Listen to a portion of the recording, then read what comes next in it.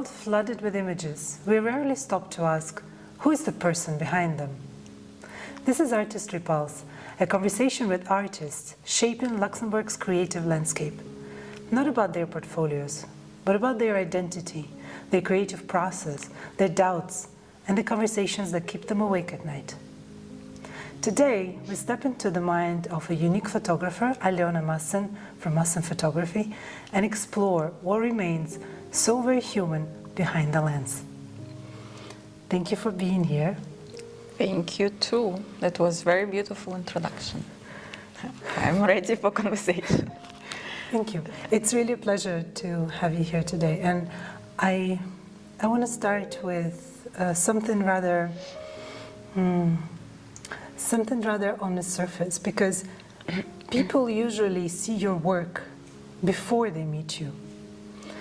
So what are maybe a couple of things that people usually get completely wrong about you?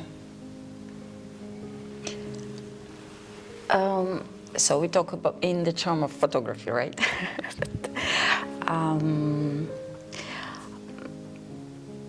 It's actually not easy to understand what people can think because each person is different feelings and thoughts, of course. Maybe I can imagine what they could think, that creativity, it's a very easy process for me, and that maybe I am very confident in creative process, or that ideas comes very easy to my mind. But of course it's not like that, because I have a lot of doubts and I have a lot of researches, and yeah, I have sometimes very empty period with ideas where nothing comes to my mind, but I always go through somehow. So yeah, if to talk about photography, I could imagine this answer. So yeah. And second, I don't know.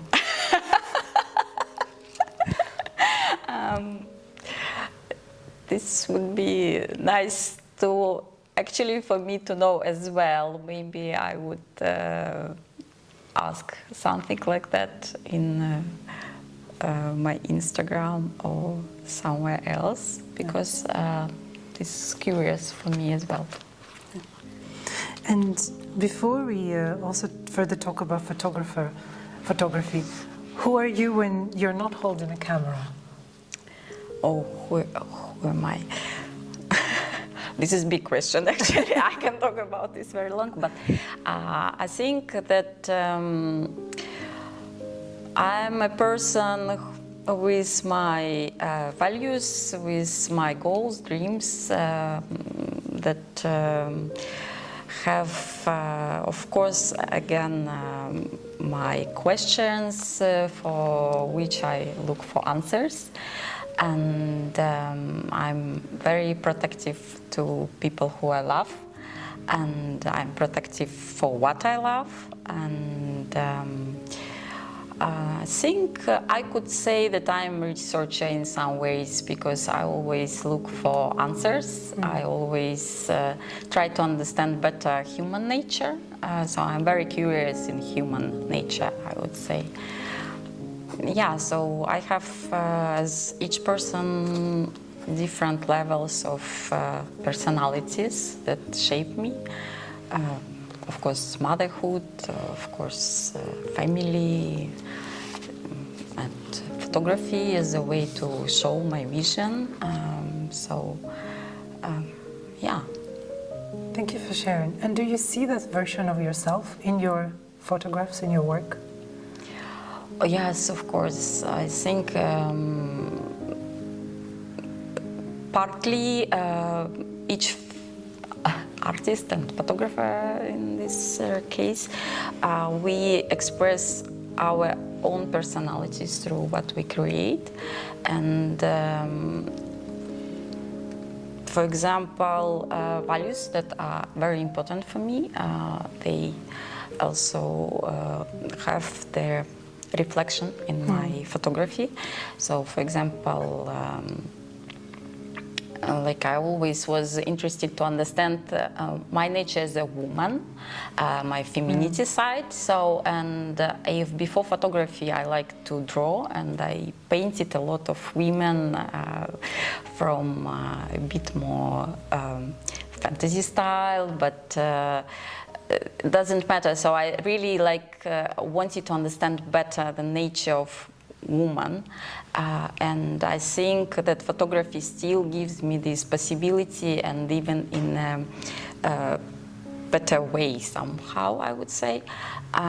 Also, of course, I, as a mother, and as a loving woman, I love to capture also bonds between people, because I find that it's what is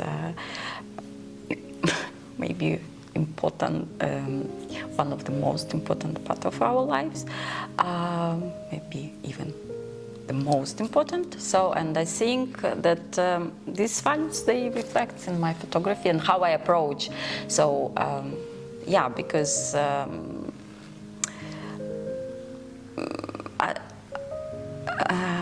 as a maybe it would be a bit long answer, but as a philosopher by my education, I always asked some questions and about human nature, and again about woman nature particularly. And yeah, I think that this shown, because I always try to show a bit different sides of women in photography as well. Thank you. This is super interesting. So these elements, I guess, is what makes your photography yours. I mean, this curiosity about human nature. This is what makes Massen photography, Massen photography. Yeah, I think so. I very hope that. I think it's very important for each artist to get recognition for their style and approach and what they want to express. And I'm on my way still, but I think it's already seen what I want to show. And this style, it's clearly unique, but how do you get there? Or how does one get there? Is it something that is construed? Is it something that is discovered, or maybe even copied at first and then discovered later over time? How does one get there? Oh, yes, this is very, again, very deep question, because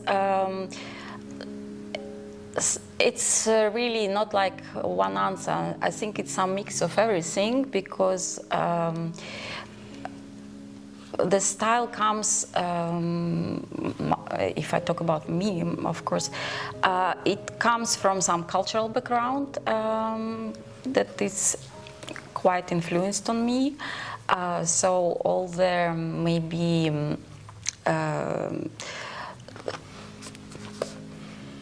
cultural stories, like folk stories, because I came from Russian background, and it's of course influenced on me very much.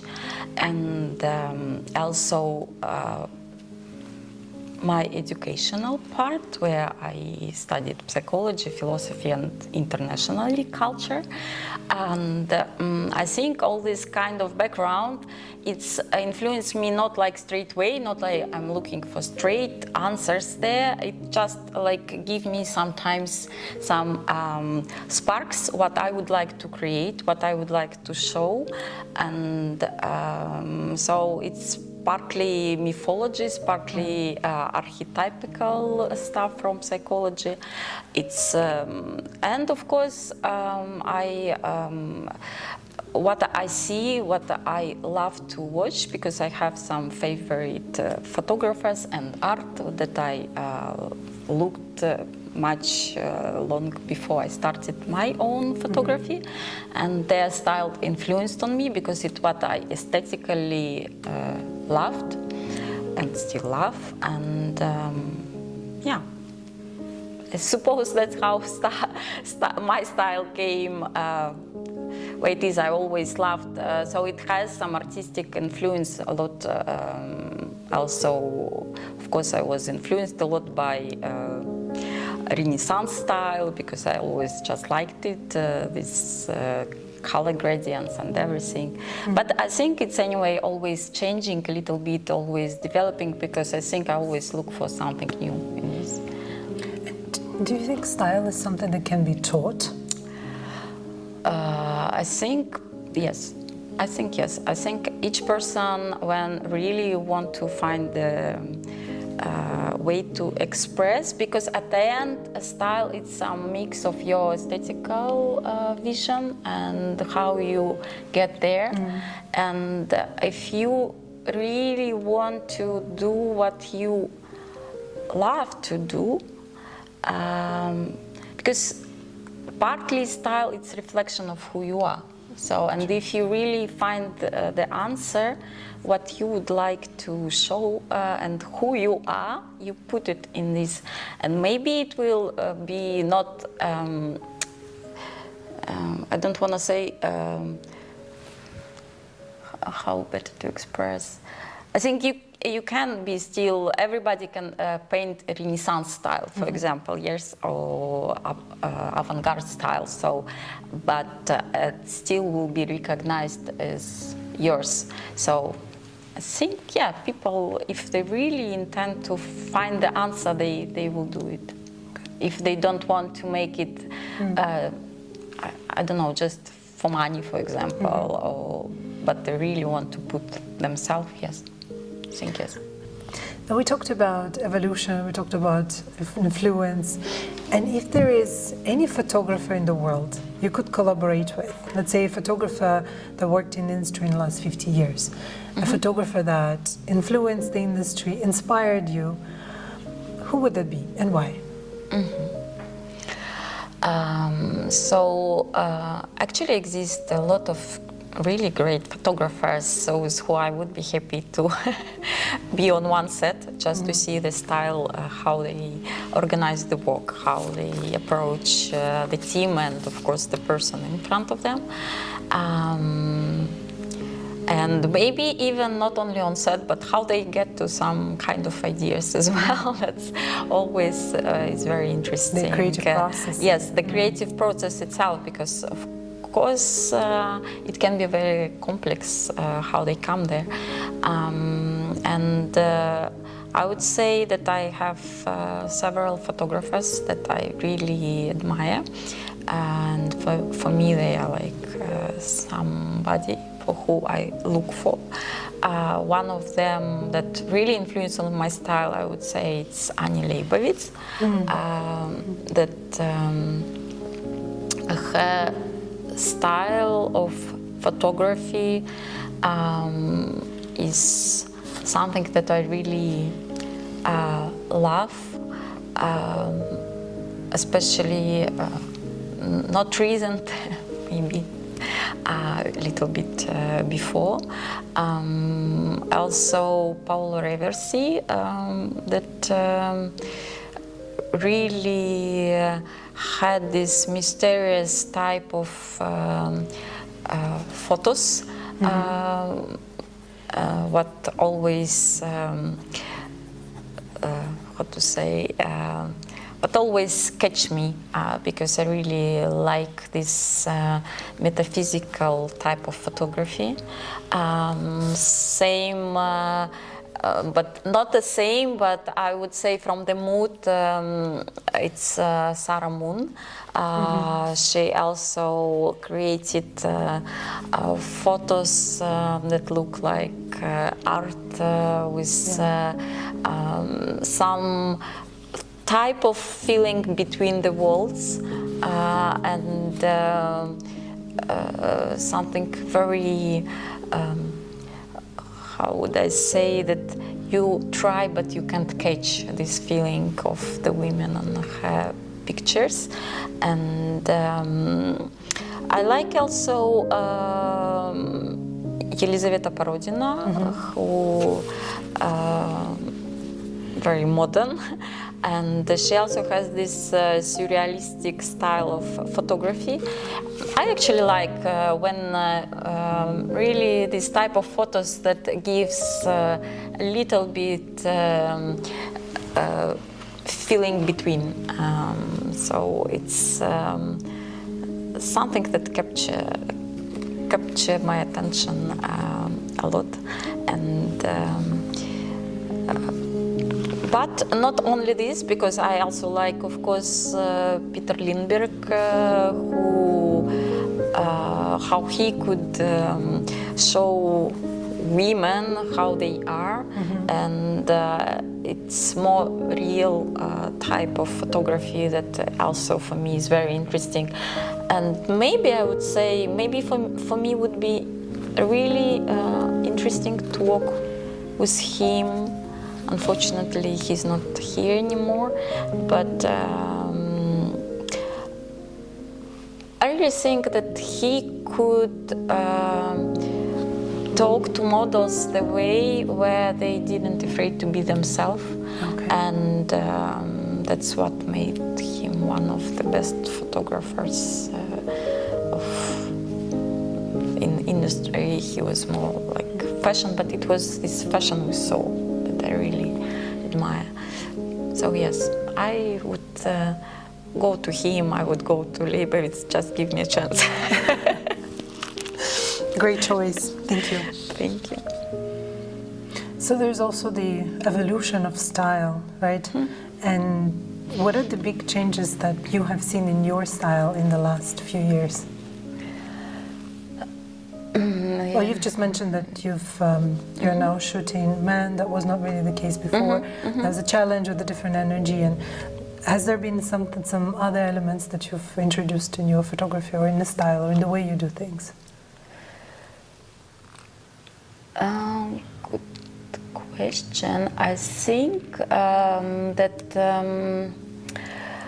of course it's interesting because, for example, yesterday we had a master class, and we had it as a team yesterday with Patrick, and he when we were preparing for masterclass, so he found one of my first photos that I made.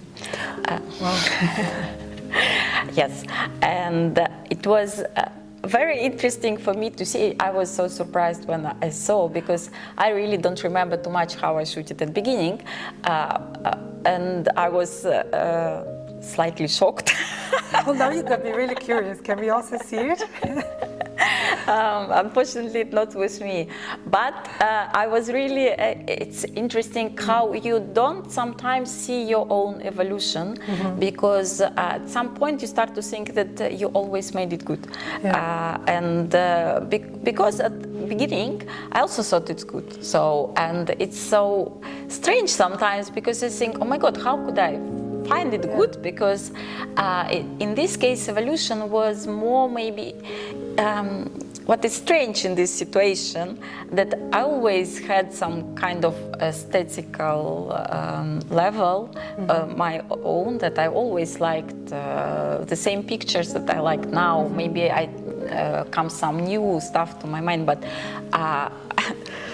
and still I was very satisfied with what I do 9 years ago, for example.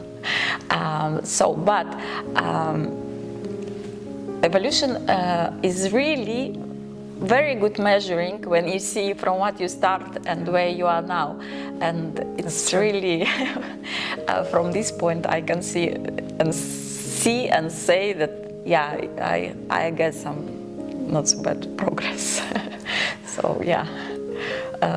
But if I wouldn't see it, I even don't know if I would describe it, because it's sometimes very important to look back to see from where you started. So yeah, and it's celebrate changed. And celebrate.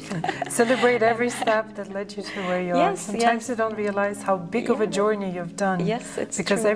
Because every step was so small. It's true, and I think it's also important for people who just come now to not too afraid to be mistaken. And after some years, you look back and, you make it, wow, that's me who grew so good. Yeah. Maybe in 10 years I will be completely the same about what I do now. But no, we will see. In 10 years we can talk about exactly. Let's do a follow-up conversation in 10 years. Yes, you remember 10 years ago we met. Yeah. And speaking of influence and evolution, for decades the photographer's work or style was influenced by other photographers. But now we have other elements as well that come into play. We have AI.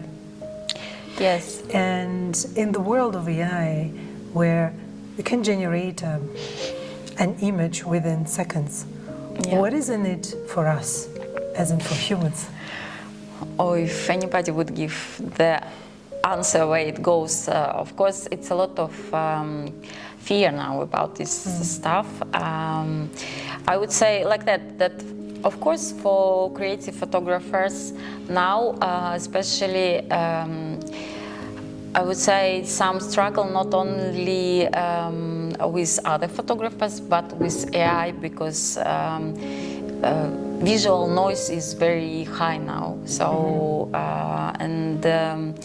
to stay visible, it's become more difficult.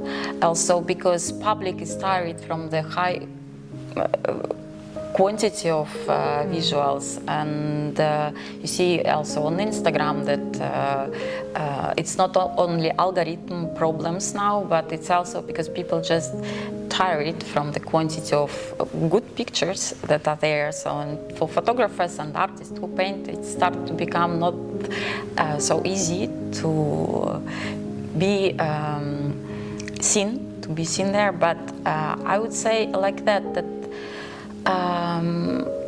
still in portrait photography, AI is more tool than concurrence, because as a portrait photography, you don't create only the good picture, but first of all, what is important, you create the experience for the person, for clients, and this AI still can't beat, and I don't know if it ever will, because we should not afraid as a portrait photographer this kind of cold beauty that is there.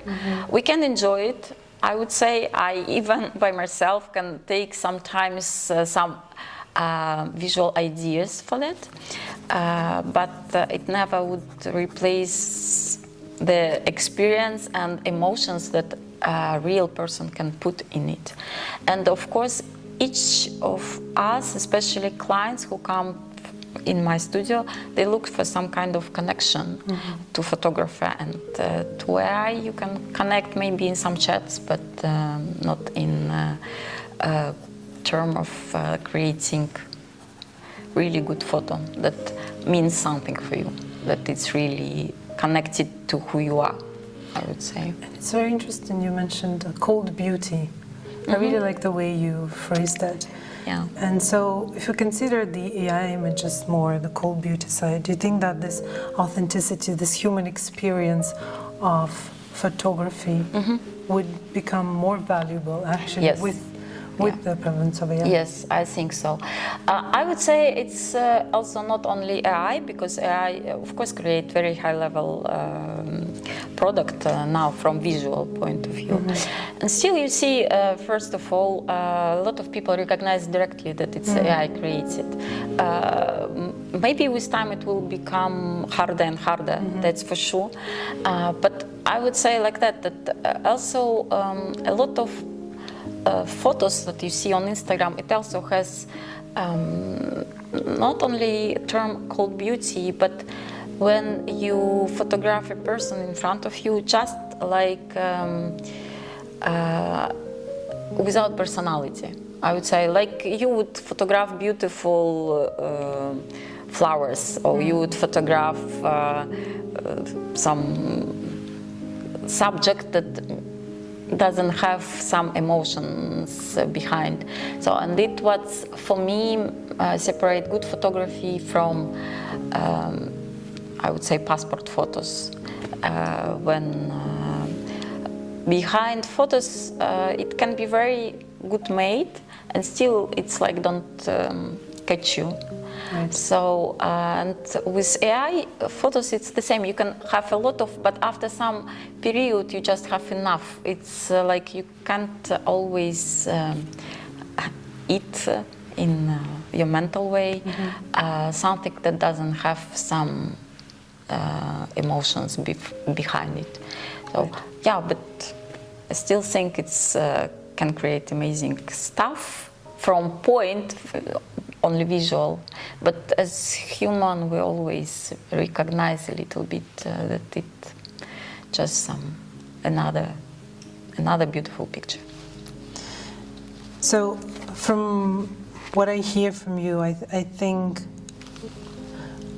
I'm hearing that for you AI is not so much of a threat, but more something that expands creativity. Mm-hmm.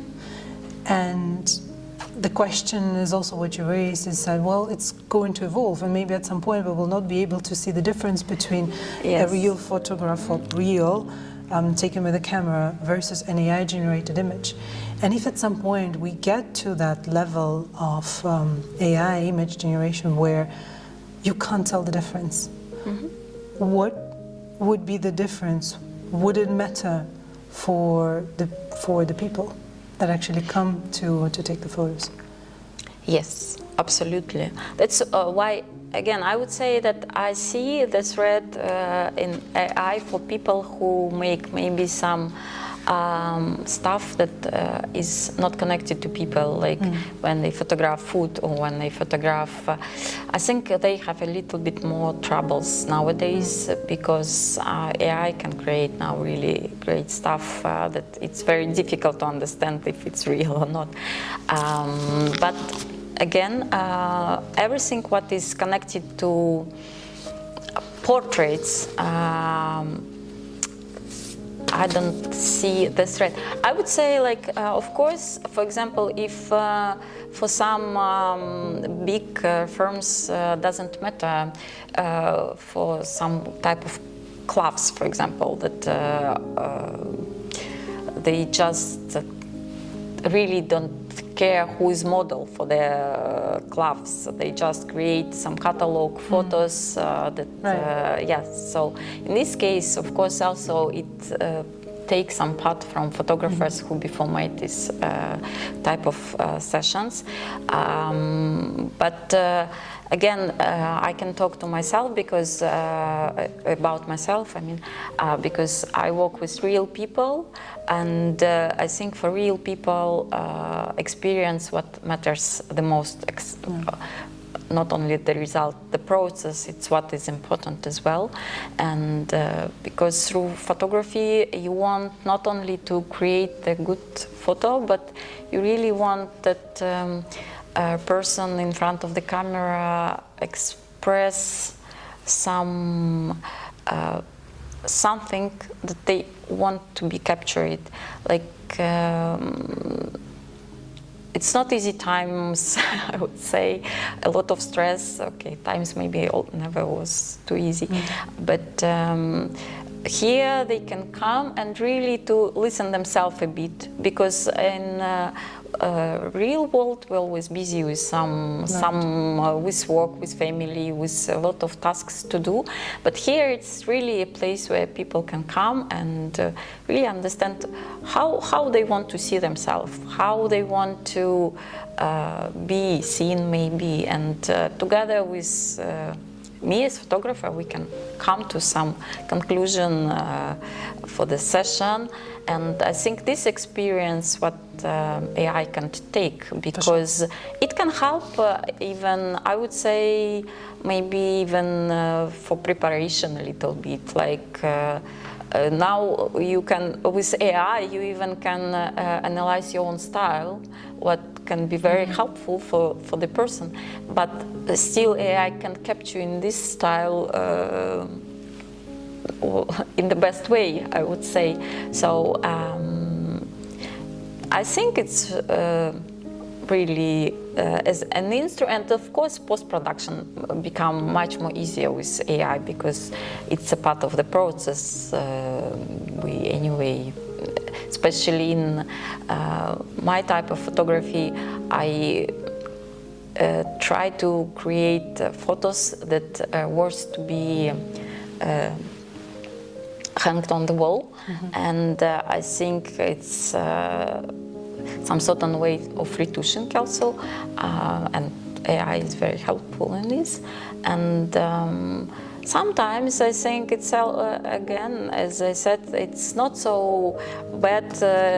References can be for some people, because sometimes you think, okay, how I would like to see, I have this feature of character, this and that, so much I want to express, and it can help. It can help even some simple chat GPT, no advertisement paid, but it can sometimes give you, but you still want to live through this. And yeah, so me personally, I don't feel threat till now. Maybe when we come in some century, maybe faster, for AI robots who makes the photos with the person in front, but I think it still not in, yeah, it takes some time. So because people want to connect again, so I don't know if I said it already, but we all look for connection in some ways. That's why it's important to also choose your photographer, with who you can feel this easy way to stop to think how to again play some role here, how, like, where you really can be more at ease and be yourself. And of course that's what we're it's this be yourself. I love it, and I still think it's still some task to understand who we are actually, because yeah, it's a question that we can look the answer whole life. Who am I? Is it really mine? Is it really so? And I think these little choices, it's also can be not easy sometimes to choose how I want to be seen on photography, because at the end it's also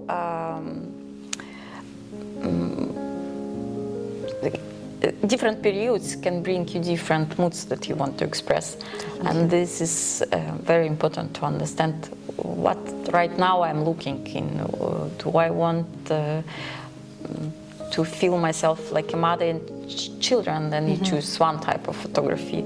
Do I want to just feel myself and catch myself timeless, or I just want some fun, for example? So it's a lot of questions to answer. That's why it's important actually in portrait photography again to talk to photographer, to discuss, because then it's already make it good. It's already a big part of a good result. We're going to shift gears a little bit. I call this rapid fire close. I will ask you a series of short questions. Okay. Quick answer, instinct answers. No time to think. Ready? I think so. Okay, let's go. Yeah. Black and white or color? Color. Natural light or artificial? Or. Oh my God. In Luxembourg, artificial. Print or digital? Print. One word that defines your art? Personality. Nice. Thank you. And before we close, what does being an artist in Luxembourg mean to you?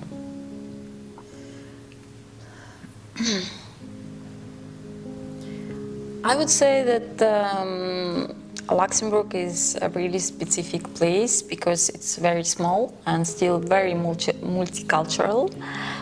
So it gives you a certain type of challenges, but at the same moment it gives you a lot of freedom.